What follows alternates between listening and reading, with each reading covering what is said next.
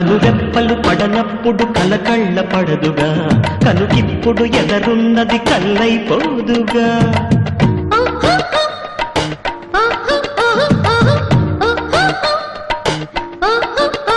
కనురెప్పలు పడనప్పుడు కలకళ్ళ పడదుగా, కనుకిప్పుడు ఎదరున్నది కల్లైపోదుగా.